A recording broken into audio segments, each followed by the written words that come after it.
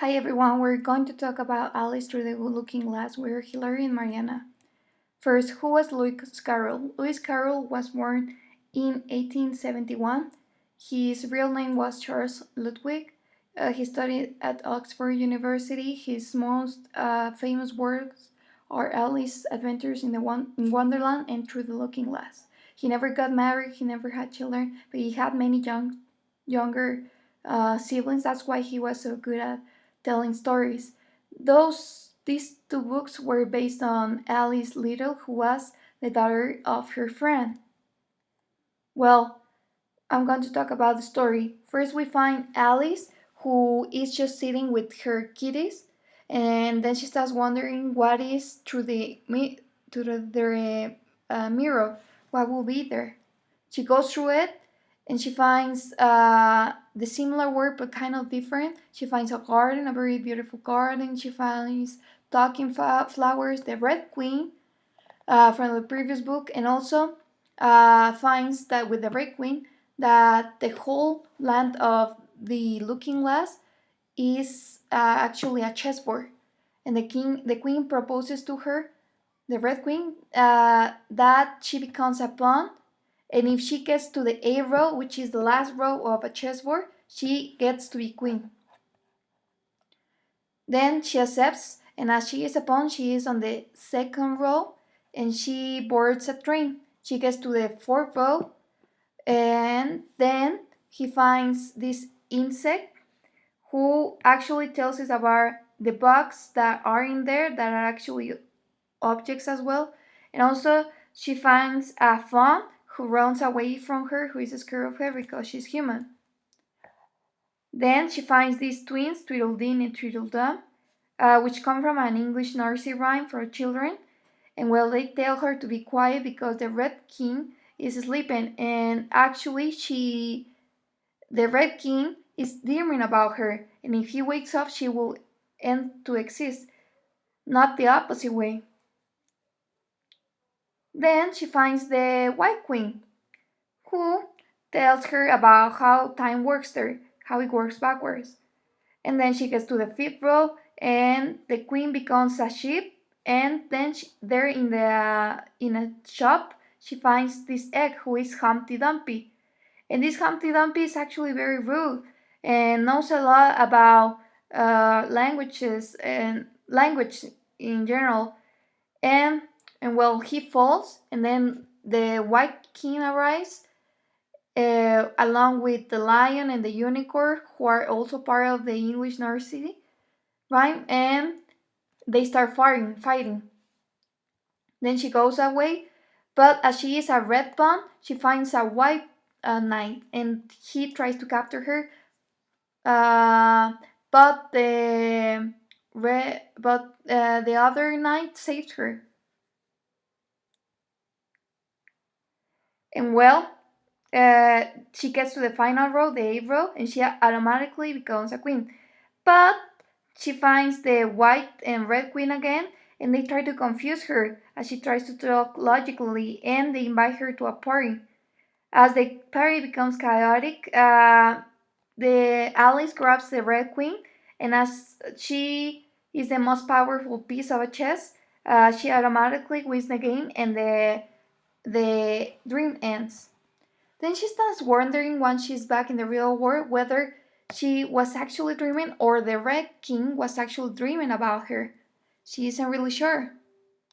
And well, what are the themes here?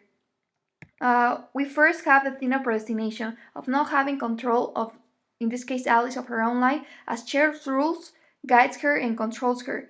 Just like growing up into a woman, although she wants to become queen, the author tells us about we are predestinated, we have no free will. Also about the power of language, with nursery rhymes causes Tweedledee and Tweedledum, Humpty Dumpty, and the lion and the unicorn to perform the actions that are not her rhymes. It also talks about adulthood, how everyone is telling her what to do as part of growing up when you feel you are just following grown ups' commands, no matter how hard you try to make sense of it. Also about loneliness throughout all the book, she looked for companionship, but she finds not as uh, a relation of fear of becoming an adult and being lonely. Also, we find theme of opposite perspectives of life. By using this theme of time inversion, it refers to how people have opposite perspectives and opinion of life, and how we perceive things differently. I'm going to talk about the main characters. Alice is a 7.5 year old, and throughout these adventures, she encounters many characters, and she makes assumptions about the world that she is in, and she struggles a lot. Then we find the Red Queen, who is the one that brought Alice to the chess game. Her manners are civil, and often she plays with words with her.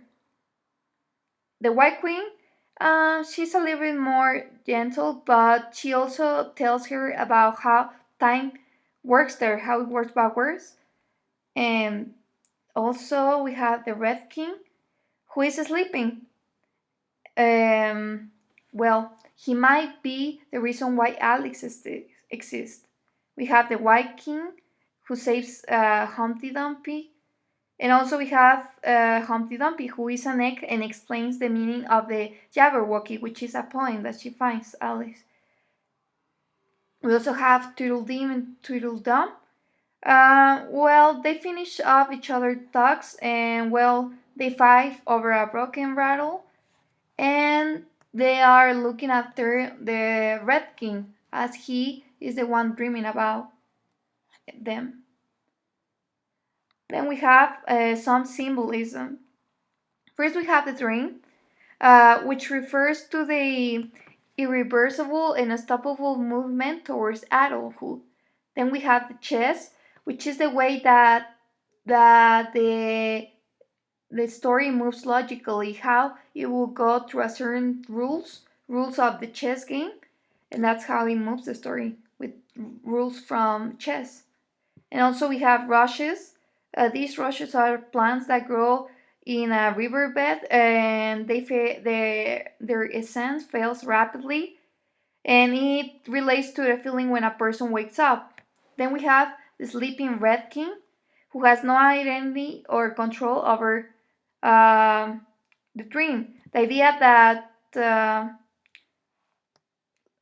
this idea that he is the one, we don't know if he's dreaming about us, or about Alice, or if Alice is dreaming about him. This comes from the philosopher Bishop Berkeley, who wrote in the time of Carroll. And he believed that man and universe exists only in God's imagination. Then we have the differences with Alice in Wonderland. They are very similar in some senses, but also the way they were written is different.